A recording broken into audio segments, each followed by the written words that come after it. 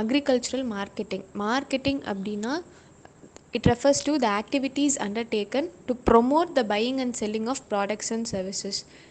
மார்க்கெட்டில் வந்து ப்ராடக்ட்ஸ் இருக்குது, சர்வீசஸ் இருக்குது. அதை வந்து வாங்குறதுக்கு கன்சியூமர்ஸ் வாங்குறதுக்கு ப்ரொமோட் பண்ணுறது it is marketing. Agricultural marketing அப்படின்னா மெயின்லி அக்ரிகல்ச்சரல் அவுட்புட், அக்ரிகல்ச்சரல் ப்ராடியூஸை வந்து from the point of production to the point of consumption reach பண்ணுற வரைக்கும் நடக்கிற எல்லா ப்ராசஸஸோட இன்டகிரேஷன் தான் அக்ரிகல்ச்சரல் மார்க்கெட்டிங். மார்க்கெட் எப்போயுமே டைனமிக்காக இருக்கும். There will be changes in the demand and supply for the products. It is always competitive and it involves continuous change and improvement. Market has to be dynamic, only then it stimulates production and consumption. Consumers வாங்கினாதான் producers produce பண்ணுவாங்க. Demand இல்லைன்னா சப்ளையை maintain பண்ண முடியாது, supply இல்லைன்னா டிமாண்டையும் fulfil பண்ண முடியாது. So this agricultural marketing or in the sense marketing helps in accelerating the pace of economic development. Marketing functions, there are three functions, that is primary functions, secondary functions and tertiary marketing functions. Primary marketing functions include procurement, processing and dispersion of the produce. Secondary marketing function includes standardization and grading, packaging, transportation, storage, risk bearing, market intelligence. Tertiary marketing function includes banking, insurance, communication, supply of energy, that is electricity, coal, so many other energy. This primary marketing functions, it is just procurement, processing and final dispersion to the consumers. Whereas in secondary marketing functionsல நடுவில் நடக்கிற எல்லா ப்ராசஸஸுமே வரும். That is standardisation and grading. ஒரு பொருளை export பண்ணுறாங்களோ இல்லை ஒரு பொருளை ஒரு இடத்துலேருந்து இன்னொரு இடத்துக்கு ப்ராசஸிங் இதிலேருந்து இன்னொரு இடத்துக்கு போகிறனால it must be graded. Grade வாரியாக பிரித்து அந்த கிரேடுக்கு ஏற்ற குவாலிட்டி, இந்த கிரேடுக்கு ஏற்ற மாதிரி ப்ரைஸ் ஃபிக்ஸ் பண்ணி அதை செல் பண்ணுவாங்க கன்சியூமர்ஸ்க்கு. தென் தேர் occurs பேக்கேஜிங், அதை டிரான்ஸ்போர்ட் பண்ணுவாங்க, நடுவில் ஸ்டோர் பண்ணுவாங்க. And risk bearing aspect comes in respect to middlemen. இப்போ மிடில்மென் வந்து ஃபார்மர் வந்து ப்ரொடியூசர், கன்சியூமர் லாஸ்ட்டில் இருக்காங்க, நடுவில் இருக்க எல்லாருமே மிடில்மென். இந்த மிடில்மென் டைப்ஸ் ஆஃப் மிடில்மெனில் வந்து these middlemen take the risk. Because அந்த பொருள் அவங்க கையிலேருந்து இன்னொரு கைக்கு போகிறதுக்குள்ளே அந்த பொருளோட டிமாண்ட் இன்க்ரீஸ் ஆகிருக்கலாம் இல்லை டிக்ரீஸ் ஆகிருக்கலாம். அப்போது அவங்க வச்சுருக்க பொருள் மற்றவங்க கிட்ட செல் பண்ணும்போது அதோட விலை இன்க்ரீஸ் ஆகிருக்கலாம் இல்லை டிக்ரீஸ் ஆகிருக்கலாம். So they take the risk of the price fluctuations. Then marketing intelligence. Market இன்ஃபர்மேஷனுக்கும் மார்க்கெட் இன்டெலிஜென்ஸ்க்கும் நிறைய டிஃப்ரென்ஸ் இருக்குது. மார்க்கெட் இன்ஃபர்மேஷன் அப்படின்னா, இப்போது இந்த மார்க்கெட்டில் இன்றைக்கி இந்த பொருள் இந்த விலைக்கு விற்கிது அப்படின்றது வெறும் ரா டேட்டா. இந்த ரா டேட்டாவை ஃபார் எக்ஸாம்பிள் இப்போ டொமேட்டோ இன்றைக்கி காலையில் 1 கிலோ 50 ரூபாய்க்கு விற்கிது அப்படின்னா அது வெறும் raw information. This raw information has to be analysed. இப்போது ஃபார்மருக்கு வந்து நம்ம ரா டேட்டா கொடுத்தா, அது வந்து ரா இன்ஃபர்மேஷன் மட்டும் கொடுத்தா அது அவருக்கு ஹெல்ப்ஃபுல்லாக இருக்காது. ஃபார் எக்ஸாம்பிள் இப்போது நம்ம மார்க்கெட் இன்ஃபர்மேஷன் எதுக்காக கொடுக்குறோன்னா, அந்த ஃபார்மர் அவரோட ப்ராடியூஸ்க்கு பெட்டர் ப்ரைஸை ரியலைஸ் பண்ணணுன்றதுக்காக நம்ம இந்த மார்க்கெட் இன்ஃபர்மேஷன் கொடுக்குறோம். இப்போது அவரோட ப்ராடியூஸ் தமிழ்நாட்டில் விற்றுச்சு அப்படின்னா 1 கிலோ தக்காளி 50 ரூபாய்க்கு விற்கிது, ஓகே. ஆனால் அவரோட ப்ராடியூஸ் ஆந்திராவில் விற்றாங்க அப்படின்னா 1 கிலோ 70 ரூபாய்க்கு போகுது அப்படின்னா மார்க்கெட் இன்ஃபர்மேஷன் படி என்ன அர்த்தம்? ஆந்திராவில் போய் அவர் விற்றாரு அப்படின்னா அவரோட ப்ரொடியூஸ்க்கு அதிக லாபம் கிடைக்கும்னு அர்த்தம். பட் மார்க்கெட் இன்டெலிஜென்ஸ்ன்றது வேறு. என்ன அப்படின்னா, ஆந்திராவில் 70 ரூபாய்க்கு விற்றாலும் இப்போ இங்கே தமிழ்நாட்டிலேருந்து ஆந்திராவுக்கு அந்த ப்ராடியூஸ் வந்து transportation cost, logistic cost plus labour cost இதெல்லாமே சேர்த்து அவருக்கு வந்து ப்ராஃபிட் வந்து 10 ரூபா தான் கிடைக்கிது. ஆனால் தமிழ்நாட்டில் ஒரு ப்ராஃபிட் மார்ஜின் 8 ரூபா கிடைக்கிது அப்படின்னா அவர் ஆந்திராவில் போய் செல் பண்ணுறதுக்கு அவர் தமிழ்நாட்டிலே விற்றுடலாம் அப்படின்றது. அந்த ரா இன்ஃபர்மேஷனை அனலைஸ் பண்ணி அது அவருக்கு எது பெஸ்ட்டோ அதை சொல்கிறது மார்க்கெட் இன்டெலிஜென்ஸ். ஸோ இப்போ நம்மக்கிட்ட வந்து மார்க்கெட் இன்டெலிஜென்ஸ் இல்லை, மார்க்கெட் இன்ஃபர்மேஷன் மட்டும்தான் இருக்குது. ஸோ இதையும் பண்ணுறது வந்து secondary marketing functions. Tertiary marketing functions எல்லாமே வந்து சர்வீஸ் ரிலேட்டடான ஃபங்க்ஷன்ஸ். மார்க்கெட்டிங் ஃபங்க்ஷனரிஸ், அந்த ஃபங்க்ஷனில் அந்த மார்க்கெட்டில் யார் யாரெல்லாம் இன்வால்வ் ஆகிருக்காங்க அப்படின்னா producer, middleman and consumer. The middlemen, there are three types of middlemen. They are merchant middlemen, agent middlemen and speculative middlemen. Merchant middlemen are persons who take the ownership of the goods. இப்போ ஒருத்தங்க ஒரு பொருள் இங்கேருந்து இன்னொருத்தருக்கு கைமாற்றி விடுறாங்க அப்படின்னா அந்த பொருளோட ஓனர்ஷிப், தட் இஸ் அவங்க பொருளை வந்து கைமாற்றி மட்டும் விட மாட்டாங்க. அவங்க இந்த பொருளை வாங்கி அவங்க வச்சுருப்பாங்க, அதுக்கப்புறம் அந்த பொருளை விற்பாங்க. ஸோ அவங்க வந்து he bears the risk.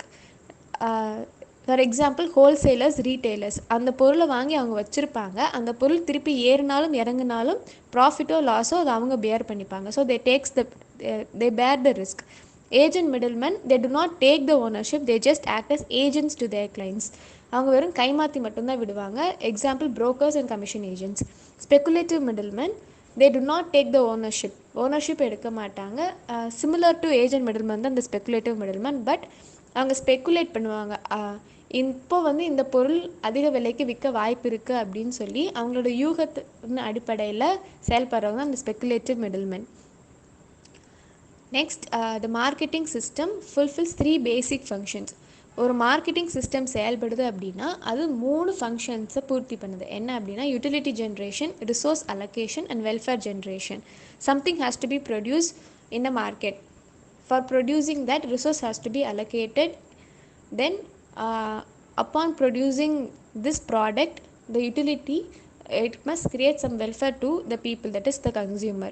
The activities that are involved in the marketing system are transportation, storage, processing, transaction and facilitation.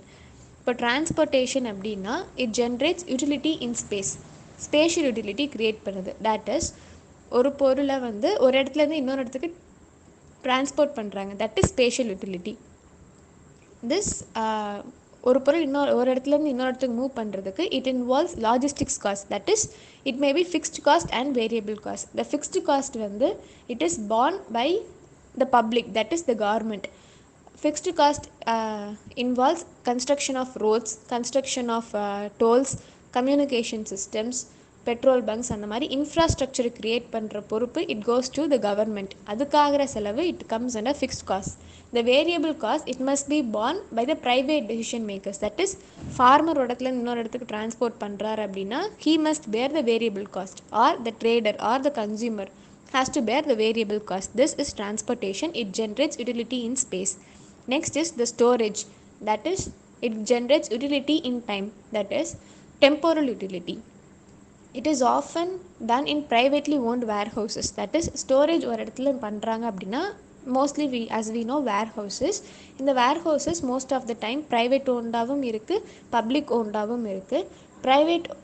public owned அதோட மெயின் அப்ஜெக்டிவ் என்ன அப்படின்னா எப்போ டிமாண்ட் இருக்கோ ஒரு பொருளுக்கு அந்த டைமில் அந்த பொருளை வந்து ரிலீஸ் பண்ணுறது. Stocking of reserves is the first function and then stabilising the supplies and prices. எப்போது கவர்மெண்ட் வந்து அந்த பொருள் ப்ராடியூஸை வந்து ஸ்டோர் பண்ணி வச்சுருப்பாங்க, எப்போ மார்க்கெட்டில் அந்த பொருளோட தட்டுப்பாடு ஏற்படுதோ அப்போ ரிலீஸ் பண்ணுவாங்க. இல்லை அப்படின்னா எப்போது அந்த பொருளோட விலை ரொம்ப அதிகமாக இருக்கோ, to stabilise the prices public intervenes, that is government intervenes and releases the produce. This is storage. And then the processing, it creates utility in form. ஒரு ஃபார்ம்லேருந்து இன்னொரு ஃபார்முக்கு அது மாற்றுது. மோஸ்ட்லி இது ப்ரைவேட் செக்டார் தான் பண்ணிகிட்ருக்காங்க. பப்ளிக் செக்டாரோட இன்டர்வென்ஷன் வந்து it is very meagre. Then transactions, it generates utility in ownership, that is ஒருத்தர் அவரோட ஓனர்ஷிப்பை வந்து இன்னொருத்தருக்கு அந்த ஓனர்ஷிப்பை மாற்றி விடுறாரு. அப்பான் சர்டன் ப்ரைஸஸ், ஒரு ப்ரைஸ் நிர்ணயம் பண்ணி அந்த ஓனர்ஷிப்பை மாற்றுறாங்க. இது நடக்கும்போது போத் பார்ட்டிசிபெண்ட்ஸ் கெட் பெட்டர் பே. தென் ஃபெசிலிட்டேஷன் அப்படின்றது இந்த ப்ராசஸ் எல்லாமே, இந்த ஆக்டிவிட்டீஸ் எல்லாமே ஸ்மூத்தாக நடக்கிறதுக்காக பெர்ஃபார்ம் பண்ணப்படுற ஒரு ஆக்டிவிட்டி. இட் இன்க்ளூட்ஸ் இந்த ஃபெசிலிட்டேஷனில் தான் standardisation and grading, financing, risk bearing, market information இதெல்லாமே வருது. Then basic approaches to study marketing. There are many approaches to study. The basic 3 is institutional approach, functional approach and behavioral approach. Institutional approach emphasizes the who of the marketing. Who அப்படின்றது யார் மார்க்கெட்டிங்கில் involve ஆகிறான்றத specify பண்ணி படிக்கிறது. அந்த approach பேர் institutional approach. That is who அப்படின்றது middleman, that is assemblers, wholesalers, retailers, brokers, order buyers, information providers, etc. The functional approach emphasizes the what of the marketing. என்ன exchange பண்ணுறாங்க அப்படின்றது, exchange functions, physical functions, facilitating functions, நம்ம முன்னாடி பார்த்த அந்த functions எல்லாமே functional approach, அதை படிக்கிறது. Then behavioural approach emphasizes the interdependence and coordination of all the participants in all the functions of the entire system. It combines institutional and functional approach. Then existing marketing systems. There exist 4 marketing channels present day, that is direct marketing. Producer, இப்போ agricultural produce farmer to consumer டைரெக்டாக போய் market பண்ணுறது. as we all know உழவர் சந்தை, it is a direct marketing channel. Second one is marketing through public agencies or cooperatives. The best example for cooperatives is milk cooperatives. Example Amul, the producers, milk producers, they or the rice producers or the pulses producers go to Amul, FCI or NAFED respectively, and this after collection, these are cooperatives. Amul is a cooperative. FCI, Food Corporation of India, these are public agencies. These agencies collect everything from the farmers at a certain rate, and it goes to the market, then it goes to the consumers last. This is marketing through public agencies or cooperatives. Third comes the marketing through private wholesalers or retailers. இப்போ producers, if he sells his produce to private wholesalers, for example Reliance retail market, Star Bazaar, Palamudir Sholai, these then goes to the market, then reaches the consumers. This may again go to the retailers or it may go to the consumers directly. So this channel through which marketing is happening through private wholesalers is third point. And the fourth one is producers to processors. For example, if a farmer produces chili, he then gives his produce to Achi Masala, Shakti Masala. If a farmer produces milk, he can give to either cooperatives or to Arun Ice Cream. These people are processors. They then process the items, then produce a final value added product, and this product then reaches the consumer. So these 4 marketing channels exist present day, and the defects in agricultural marketing system in India. The main defect is the Indian farmers do not have proper storage facility.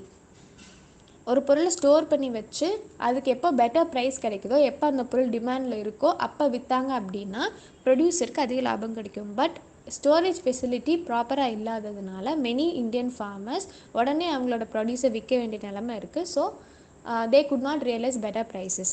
Then logistics in rural India is very poor. Transportation is very poor, and the transportation cost involved is also very high. Delayed payments to farmers in mandis. Farmers அவங்களோட produce எடுத்து மண்டியில் போய் கொடுக்குறாங்க அப்படின்னா உடனே அந்த பொருளுக்கான ப்ரொடியூஸ்க்கான விலை கொடுக்கப்படுறதில்ல. Next time அவர் எப்போ போய் விற்கிறாரோ அப்போது தர்ற மாதிரி நடக்குது. Mandis are functioning based on the auctioning, but auctioning of the traders who are being licensed by marketing committee in the mandis, but no auctioning takes place in mandis due to informal groups that are formed, that is called kartals. Most of the farmers have little access to warehousing facilities and warehousing receipts which could be used for availing credit from formal credit system. Farmersக்கு receipts கொடுக்கறது இல்லை. Because receipts கொடுத்தாங்க அப்படின்னா the traders have to pay cess to the mandis. This cess is used for the marketing or the mandi infrastructure developmentக்காக this cess amount is used. But இவங்க receipts கொடுக்காததுனால the farmers, this receipts can be used as an income proof for the farmers to avail loans from the banks. These receipts are denied to the farmers, and hence they could not avail credit from the formal credit system, and in turn they are forced to get money from the money lenders, that is informal credit system. As a result of which they are trapped in the debt trap of money lenders. Information on prices in big markets for agriculture produce is not available to the farmers. Then marketing intelligence is poor. Use of false weights and measures in mandis. Too large profit margin for middlemen, resulting in increased price of produce to customers. These consumers producer to consumers போகிறதுக்கு நடுவில் there are many middleman of which இப்போ ஒரு middleman இன்னொரு மிடில்மேனுக்கு கைமாற்றி விடுறதுக்கே அவங்க ஒரு profit margin வச்சு தான் கைமாற்றி விடுவாங்க. அவங்க அதே ப்ரைஸுக்கு மாற்றி விட போகிறதில்ல. ஸோ நிறைய மிடில்மேன் நடுவில் வரும்போது அந்த ப்ராஃபிட் மார்ஜின் இன்க்ரீஸ் ஆகி அஸ் அ ரிசல்ட் அந்த ப்ராஃபிட் மார்ஜின் எல்லாமே வந்து கன்சியூமர் பே பண்ணுற மாதிரி தான் இருக்குது, which is the increased price of the produce. Then money lender takes the title of the produce on the basis of the டெப்ட் incurred. இதெல்லாம் சால்வ் பண்ணுறதுக்கு government has taken many initiatives of which few will be seen. Major initiatives of the government in agriculture marketing is aim towards 4 basic objectives government வச்சுருக்காங்க. First one is the regulation of market.